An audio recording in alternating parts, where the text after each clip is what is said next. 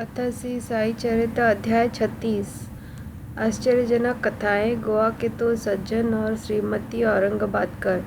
इस अध्याय में गोवा के दो महानुभावों और श्रीमती औरंगाबादकर की अद्भुत कथाओं का वर्णन है। गोवा के दो महानुभाव। एक समय गोवा से दो महानुभाव श्री साई बाबा के दर्शनार्थ शिरडी आए। उन्होंने आकर उन्हें नमस्कार किया। यद्यपि वे दोनों एक साथ ही आए थे, फिर भी बाबा ने केवल एक ही व्यक्ति से 15 रुपये दक्षिणा मांगी, जो उन्हें आदर सहित दे दी गई। दूसरा व्यक्ति भी उन्हें सहर्ष 35 रुपया दक्षिणा देने लगा तो उन्होंने उसकी दक्षिणा लेना अस्वीकार कर दिया। लोगों को बड़ा आश्चर्य हुआ। उस समय श्यामा भी वहाँ उपस्थित थे। उन्होंने कहा कि देवा, यह क्या, ये दोनों एक साथ ही तो आए हैं। इनमें से एक की दक्षिणा तो आप स्वीकार करते हैं और दूसरा जो अपनी इच्छा से भेंट दे रहा है उसे अस्वीकृत कर रहे हैं। यह भेद क्यों? तब बाबा ने उत्तर दिया कि श्यामा, तुम नादान हो। मैं किसी से कुछ नहीं लेता। यह तो मस्जिद माई ही अपना ऋण मांगती है और इसलिए देने वाला अपना ऋण चुकता कर मुक्त हो जाता है। क्या मेरे कोई घर, संपत्ति या बाल बच्चे हैं जिनके लिए मुझे चिंता हो? मुझे तो किसी वस्तु की आवश्यकता नहीं है। मैं तो सदा स्वतंत्र हूँ। ऋण, शत्रुता तथा हत्या, इन सब का प्रायश्चित अवश्य करना पड़ता है और इनसे किसी प्रकार भी छुटकारा संभव नहीं है। तब बाबा अपने विशेष ढंग से इस प्रकार कहने लगे। अपने जीवन के पूर्वार्ध में ये महाशय निर्धन थे। इन्होंने ईश्वर से प्रतिज्ञा की थी कि यदि मुझे नौकरी मिल गई तो मैं 1 माह का वेतन तुम्हें अर्पण कर दूंगा। इन्हें 15 रुपये माहवार की एक नौकरी मिल गई। फिर उत्तरोत्तर उन्नति होते होते 30, 60, 100, 200 और अंत में 700 रुपये तक मासिक वेतन हो गया। परंतु समृद्धि पाकर ये अपना वचन भूल गए और पूरा न कर सके। अब अपने शुभ कर्मों के प्रभाव से इन्हें यहाँ तक पहुँचने का सौभाग्य प्राप्त हुआ है। अतः मैंने इनसे केवल 15 रुपये ही दक्षिणा मांगी, जो इनके पहले माह की पगार थी।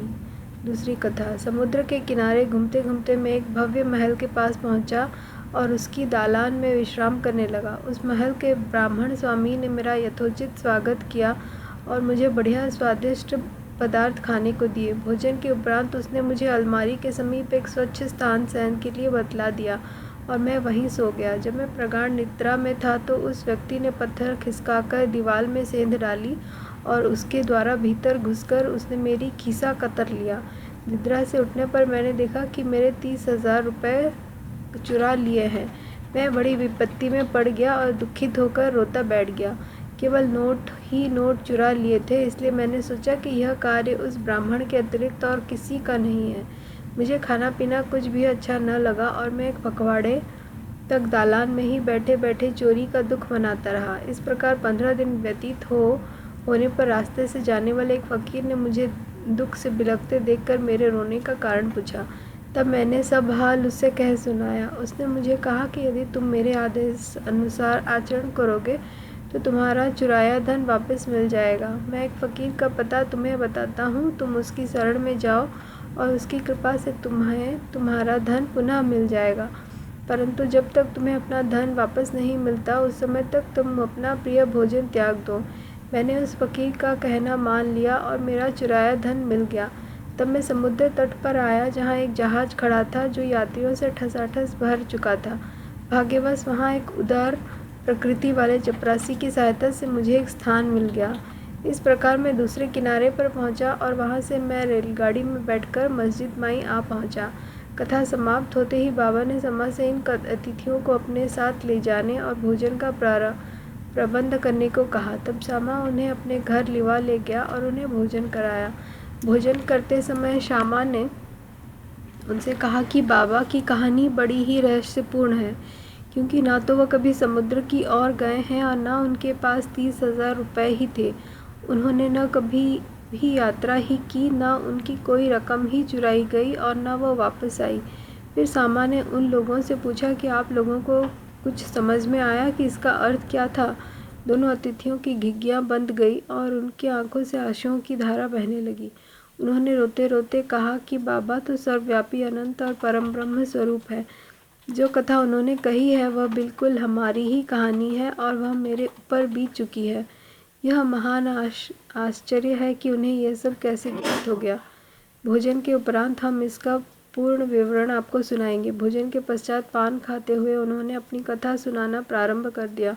उनमें से एक कहने लगा, घाट में एक पहाड़ी स्थान पर हमारा निवास स्थान है। मैं अपने जीवन निर्वाह के लिए नौकरी ढूंढने गया था, गोवा आया था। तब मैंने भगवान दत्तात्रेय को वचन दिया था कि यदि मुझे नौकरी मिल गई तो मैं तुम्हें 1 माह की पगार भेंट चढ़ाऊंगा। उनकी कृपा से मुझे 15 रुपये मासिक की नौकरी मिल गई और जैसा कि बाबा ने कहा उसी प्रकार मेरी उन्नति हुई। मैं अपना वचन बिल्कुल भूल गया था। बाबा ने उसकी स्मृति दिलाई और मुझसे 15 रुपये वसूल कर लिए। आप लोग इसे दक्षिणा न समझें, यह तो एक पुराने ऋण का भुगतान है तथा दीर्घकाल से भूली हुई प्रतिज्ञा और आज पूर्ण हुई है। शिक्षा। यथार्थ में बाबा ने कभी किसी से पैसा नहीं मांगा और ना ही अपने भक्तों को ही मांगने दिया। वे आध्यात्मिक उन्नति में कांचन को बोधक समझते थे और भक्तों को उसके पास से सदैव बचाते रहते थे। भगत महास्पति इसके उदाहरण स्वरूप है। वे बहुत निर्धन थे और बड़ी कठिनाई से ही अपने जीवन बिताते थे। बाबा उन्हें कभी पैसे मांगने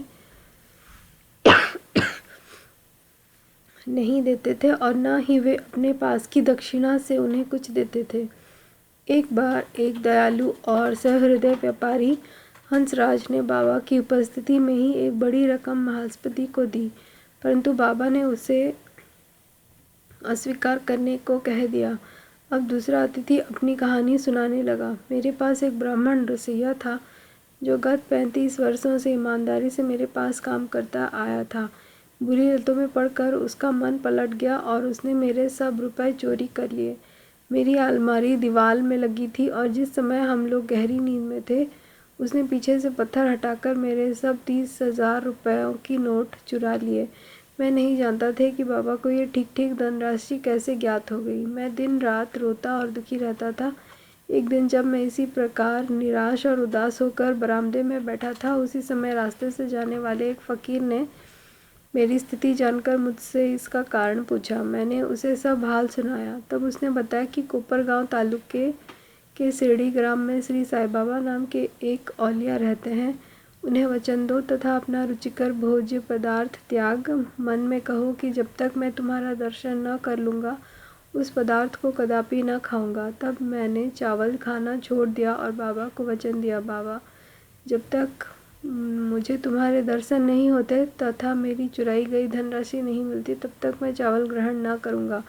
इस प्रकार जब 15 दिन बीत गए तब वह ब्राह्मण स्वयं ही आया और सब धनराशि लौटाकर क्षमा याचना पूर्वक कहने लगा कि मेरी मति ही भ्रष्ट हो गई थी जो मुझे आपका ऐसा अपराध बन गया है।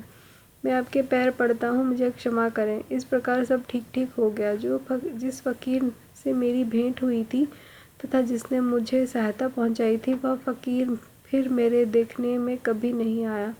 मेरे मन में श्री साईं बाबा के दर्शन की जिनके लिए फ़कीर ने मुझसे कहा था बड़ी तीव्र उत्कंठा हुई। मैंने सोचा कि जो फ़कीर मेरे घर पर आया था वह साईं बाबा के अतिरिक्त अन्य कोई नहीं हो सकता, जिन्होंने मुझे कृपा कर दर्शन दिए और मेरी इस प्रकार सहायता की। उन्हें 35 रुपये का लालच कैसे हो सकता है। इसके विपरीत वे अहेतुक ही आध्यात्मिक उन्नति के पथ पर ले जाने का पूरा प्रयत्न करते हैं। जब चोरी गई राशि मुझे पुनः प्राप्त हो गई तब मेरे हर्ष का परावार न रहा। मेरी बुद्धि भ्रमित हो गई और मैं अपना वचन भूल गया। कुलाबा में एक रात्रि को मैंने साईं बाबा को स्वप्न में देखा। तभी मुझे अपनी शिरडी यात्रा के वचन की स्मृति हो आई। मैं गोवा पहुंचा और वहां से एक स्टीमर द्वारा बम्बई पहुंचकर शिरडी जाना चाहता था, परंतु जब मैं किनारे पर पहुंचा तो देखा कि स्टीमर खचाखच भर चुका है और उसमें बिल्कुल भी जगह नहीं है। कैप्टन ने तो मुझे चढ़ने न दिया, परंतु एक अपरिचित चपरासी के कहने पर मुझे स्टीमर में बैठने की अनुमति मिल गई और मैं इस प्रकार बम्बई पहुंचा। फिर रेलगाड़ी में बैठकर यहाँ पहुंच गया। बाबा के सर्वव्यापी और सर्वज्ञ होने में मुझे कोई शंका नहीं है। देखो तो हम कौन है और कहाँ हमारा घर। हमारे भाग्य कितने अच्छे हैं कि बाबा हमारी चुराई गई राशि वापस दिलाकर हमें यहाँ खींच कर लाए। आप शिरडीवासी हम लोगों की अपेक्षा सहस्र गुने श्रेष्ठ और भाग्यशाली हैं जो बाबा के साथ हंसते खेलते मधुर भाषण करते और कई वर्षों से उनके समीप रहते हो। यह आप लोगों के गत जन्मों के शुभ संस्कारों का ही प्रभाव है जो कि बाबा को यहाँ खींच लाया है। श्री साई ही हमारे लिए दत्त है। उन्होंने ही हमसे प्रतिज्ञा कराई तथा जहाज में स्थान दिलाया और हमें यहाँ लाकर अपने सर्वव्यापकता और सर्वज्ञता का अनुभव कराया। श्रीमती औरंगाबादकर। सोलापुर के सखाराम औरंगाबादकर की पत्नी 27 वर्ष की दीर्घ अवधि के पश्चात भी निसंतान ही थी। उन्होंने संतान प्राप्ति के निमित्त देवी और देवताओं की बहुत मान्यताएं की, परंतु फिर भी उनकी मनोकामना सिद्ध न हुई। तब वे सर्वथा निराश होकर अंतिम प्रयत्न के विचार से अपने सौतेले पुत्र श्री विश्वनाथ के साथ ले शिरडी आई और वहाँ बाबा की सेवा कर 2 माह रुकी। जब भी वे मस्जिद को जाती तो बाबा को भक्तगण से घिरे हुए पाती। उनकी इच्छा बाबा से एकांत में भेंट कर संतान प्राप्ति के लिए प्रार्थना करने की थी, परंतु कोई योग्य अवसर उनके हाथ न लग सका। अंत में उन्होंने समा से कहा कि जब तक बाबा एकांत में हो तब मेरे लिए प्रार्थना कर देना। समा ने कहा कि बाबा तो खुद खुला दरबार है, फिर भी यदि तुम्हारी इच्छा ऐसी है तो मैं अवश्य प्रयत्न करूँगा, परंतु यश देना तो ईश्वर के ही हाथ है। भोजन के समय तुम आंगन में नारियल और उदबत्ती लेकर बैठना और जब मैं संकेत करूं तो खड़ी हो जाना। एक दिन भोजन के उपरांत जब श्यामा बाबा के गीले हाथ तौलिए से पोंछ रहे थे तभी बाबा ने उनके गाल पर चिकोटी काट ली। तब श्यामा क्रोधित होकर कहने लगी कि देवा, यह क्या आपके लिए उचित है कि आप इस प्रकार मेरे गाल पर चिकोटी काटे? मुझे ऐसे शरारती देव की बिल्कुल आवश्यकता नहीं जो इस प्रकार का आचरण करे। हम आप पर आश्रित हैं, तब क्या यह हमारी घनिष्ठता का फल है? बाबा ने कहा, अरे तुम तो 72 जन्मों से मेरे साथ हो, मैंने अब तक तुम्हारे साथ ऐसा कभी नहीं किया, फिर अब तुम मेरे स्पर्श को क्यों बुरा मानते हो? समा बोले कि मुझे तो ऐसा देव चाहिए जो हमें सदा प्यार करे और नित्य नया नया मिष्टान खाने को दे। मैं तुमसे किसी प्रकार का आदर की इच्छा नहीं रखता और न मुझे स्वर्ग आदि ही चाहिए। मेरा तो विश्वास तुम्हारे चरणों में ही जागृत रहे, यह मेरी अभिलाषा है।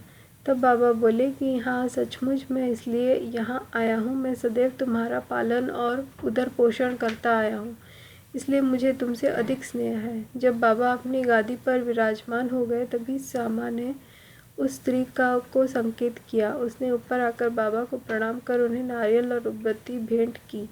बाबा ने नारियल हिलाकर देखा तो वह सूखा था और बचता था। बाबा ने श्यामा से कहा कि यह तो हिल रहा है, सुनो यह क्या कहता है। तभी श्यामा ने तुरंत कहा कि यह बाई प्रार्थना करती है कि ठीक इसी प्रकार इनके पेट में भी बच्चा गुड़गुड़ करे, इसलिए आशीर्वाद सहित यह नारियल इन्हें लौटा दो।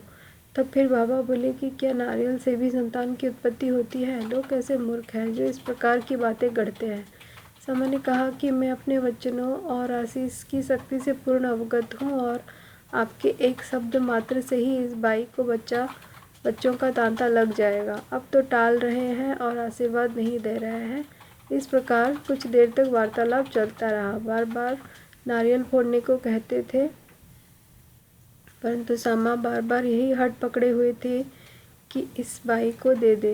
अंत में बाबा ने कह दिया कि इसको पुत्र की प्राप्ति हो जाएगी। तब सामा ने पूछा कि कब तक? बाबा ने उत्तर दिया कि 12 मास में।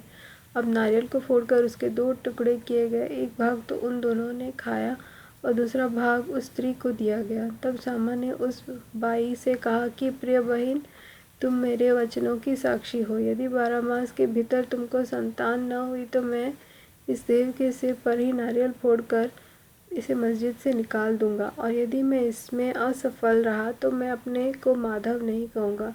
जो कुछ भी मैं कह रहा हूँ इसकी सार्थकता तुम्हें शीघ्र ही विदित हो जाएगी। 1 वर्ष में ही उसे पुत्र रत्न की प्राप्ति हुई और जब वह बालक 5 मास का था उसे लेकर वह अपने पति सहित बाबा के श्री चरणों में उपस्थित हुई। पति पत्नी दोनों ने उन्हें प्रणाम किया और कृतज्ञ पिता श्रीमान औरंगाबादकर ने 500 रुपये भेंट किए, जो बाबा के घोड़े श्यामा कर्ण के लिए छत बनाने के काम आए। श्री सद्गुरु साईनाथार्पणमस्तु। शुभम भवतु। ओम साई राम।